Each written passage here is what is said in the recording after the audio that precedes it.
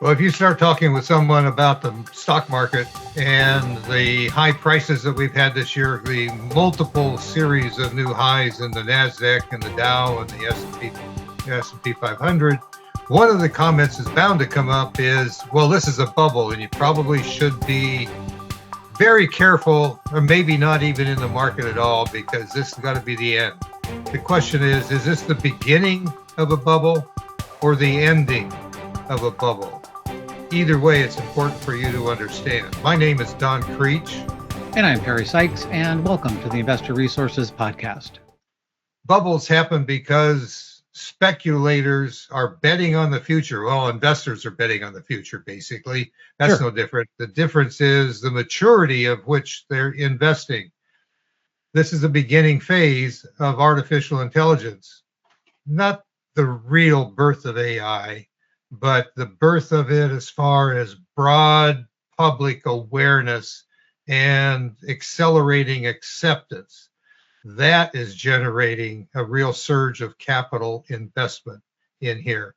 And that is not unusual, and it does not mean the end is near. Correct. Especially with something like AI. When we look at AI, the usage is going to be so broad. I mean, everyone's going to use it, and they're going to use it for things that no one's even realized yet. And right now, it's really concentrating capital. First we had, the Magnificent Seven, and everything was pouring into those. And now it's almost like, well, Nvidia owns the market, and if Nvidia is having a good day, the market has a good day. And if Nvidia has a bad day, the market has a bad day. It drives everything else around it. And people are starting to get concerned. Hey, it's too concentrated. And the truth is, concentration of capital happens during all bubbles, during any bubble, and it really is what they call a power law. When the concentration begins and that sector begins to grow exponentially faster than everything else around it, that's where it's going to attract capital, of course. And there's nothing wrong with that. That's the part to get over. There's nothing wrong with the bubble inflating. There's nothing wrong with high concentration. You do have to pay attention to when is it overdone, and when do they stop producing. If everything you have is in the Mag 7 and all of a sudden it's the Mag 3, and 4 of them are losing money hand over fist, you've got to get rid of those 4. Stay with the 3. Stay with the concentration as long as it's working.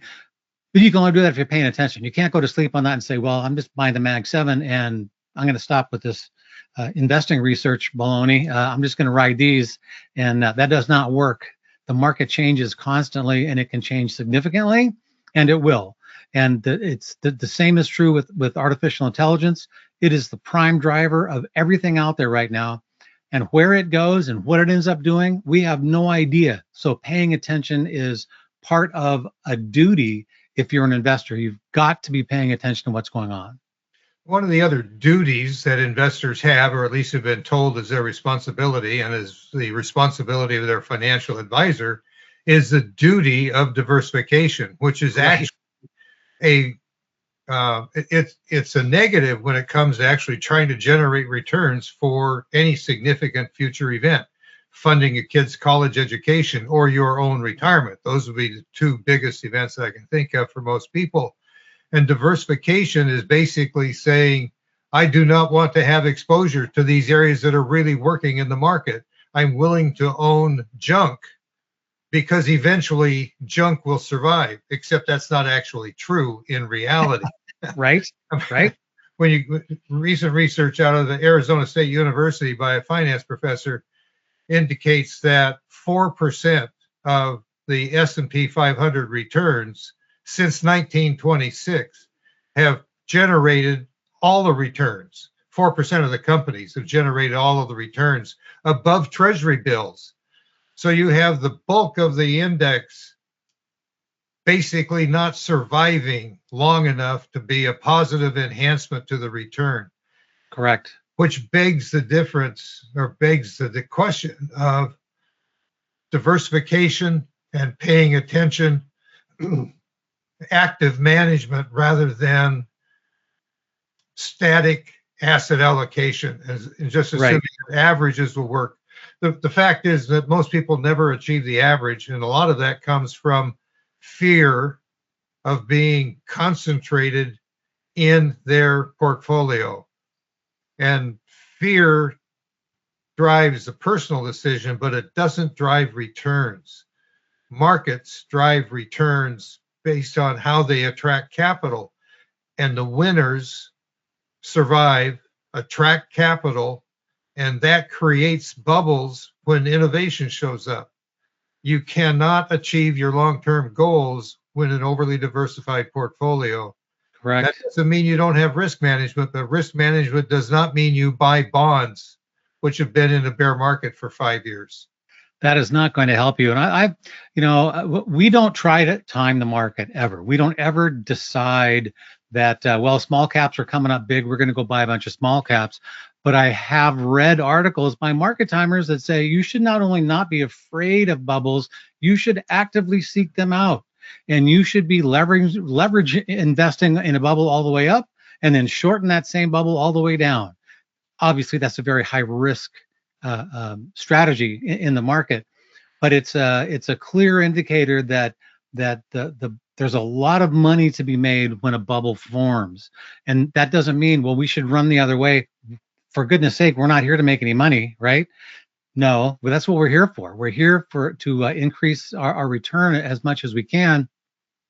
So that doesn't mean take everything you have and invest it in one thing because it's going well right now, but it means at least get out of the things that are losing money and don't own them just for diversification's sake. If it's not going up, it shouldn't be in your portfolio. And there's plenty of things going up. There's usually not one thing. There may be one thing or one sector going up more than everything else. Weight it that way. Buy some more of that stuff. Make sure you're where the sectors are, whatever's attracting capital, be there. Make sure you're in that. And if things are not doing well, don't own them just to own them for diversification's sake. That is not adding any value to your portfolio, and it's not adding any safety unless part of your goal is to lose money. And I know if you're listening to our podcast, that is not one of your goals. People make the assumption that active management doesn't work, and that's actually not the case. One of the most successful investors is Warren Buffett, and Warren Buffett has been mislabeled as a buy and hold investor, when in fact his portfolio managers have been very active in rotating out of things that do not work. Now, when he gets a home run, it stays in the portfolio. That's okay. If you have a winner that continues to lead, you want to hang on to it. There's nothing that says that you have an arbitrary sell point or an arbitrary price at which you will sell. When you own leadership, you continue to own it. There are companies which have done very well for long periods of time, and there's no reason to take them out of your portfolio. Two that come to mind are not necessarily popular socially, but one is Exxon and another is what used to be Philip Morris. It's now called Altria. Long-term successful stock positions with increasing dividends. As long as they're leaders, there's no reason to take something like that out of your portfolio. But if you own stuff that is clearly in a bear market pattern, independent of the stock market itself, that there's no reason to hold that, because those companies run the risk of actually going bankrupt. That's not going to add to your portfolio. And that's the problem that was pointed out by the professor in the research since 1926.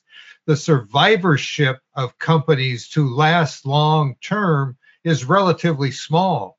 Something like 75% of companies in the S&P are going to go bankrupt at some point in time. Well, if you just own the index, that means you owned all the companies that are on the verge of bankruptcy or headed that way. It also means, which typically is the case with the committee at S&P Global, is that they don't put stocks in the S&P index until they have had very long successful periods of rising prices. So they put them in the index at their high and they take them out of the index before they go bankrupt. You consistently buy an index at the high and sell it at the low. And that's one of the ongoing problems of being an index investor. You buy that, you buy the S&P 500, and in years like recently, it's really the S&P 10, and the other 440 are just kind of along for the 490 are just along for the ride. You don't need them. They don't need to be there. You don't have to own all of them, and you shouldn't. There's no reason to put those in. If you want to help your portfolio do better, find the ones that are doing well.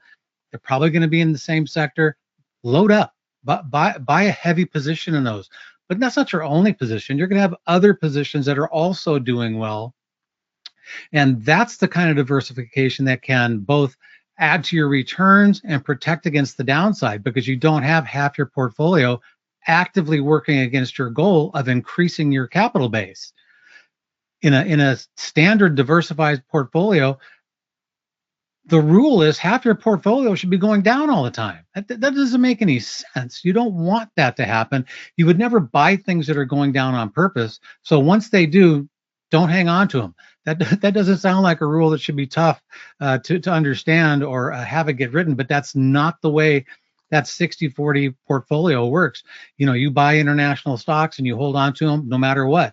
You put gold in there. Doesn't matter what it's doing well, doing poorly. You hold it forever. It doesn't matter. It's just going to stay in there. That's not a good way to run a portfolio. You need to be a little more, you need to be ready to rotate to where capital is being treated well and get out of where it's not. And you track that by prices. Look at asset prices, and that will always tell you the truth about how an asset's doing and whether or not it should be in your portfolio. And that's the kind of diversification that can increase your returns and reduce your chances of a major crash with your portfolio. So why do those things actually happen? Why does one sector work and another sector isn't working? That's basically an economic cycle and the combination of the economic cycle and innovation in industry. Sure. So as we go through periods of economic expansion, certain industries do better than others when there's plenty of money in the system and their people are employed and they're making good wages. When business slows down, there's not as much money in the system because people go through layoffs. The Federal Reserve takes cash out of the system. Mhm. Government expands programs without and having to raise taxes, which is a drag on the economy. Different business industries will respond to those conditions differently, and when that response is recognized, investors shift where they put their money. So you end up with one sector outperforming over periods of time, which may be short or extended. But it is identifiable, as you just said, Perry, by tracking prices. And Yeah. a composite of prices divided by sectors is relatively easy data to attain for free, a little bit of time on the internet, and you can find that data. Then do a drill down, which basically is what we do. We look for the sectors that are attracting capital, magnets for money, and then look at which companies within that sector are generating the most attraction of investor money, because that's what drives prices higher. If you don't have interested investors, prices are going to fall. You have to have demand, and that demand comes from investor expectations of a better future. And they're going to put money in those industries, those sectors where they believe life and business will be more prosperous. There you go. That's not overly scientific. It's just a matter of discipline. Do you have a process to make that decision? The default process in financial services industry is, well, nobody can tell the future, which we don't, and we're not saying you do. We're just simply tracking what's going on. The default is, well, you don't know the future, so we'll just buy a little bit of everything and you'll own it when the right time comes. But as Perry has just emphasized, you're going to spend a lot of time owning things that shouldn't be in the cart. You should not own them when they're going against your objective. That's basically math. That's what it comes down to. Tracking what's going on. It's not always easy to implement, but it's very simple. And don't let the simplicity scare you away. There's power in simplicity, and that's the way it works. Buy what's going up, get rid of what's going down, and concentrate in things that are doing well and move away from things that are not doing well. It really is that simple. If this is interesting to your friends, family, or coworkers, we'd appreciate it if you would pass the link on and share this with them. If you want to talk to us about your particular portfolio and how we would look at it perhaps differently than your current financial advisor or you yourself, it's a free phone call. The website is iriradio.com to contact us. We can do it online, on the phone. Give us a call. We'll be glad to chat with you about the decisions you're making in your portfolio. Have a great day. We'll be back with more interesting information and content. Just stay tuned and subscribe so you don't miss a show.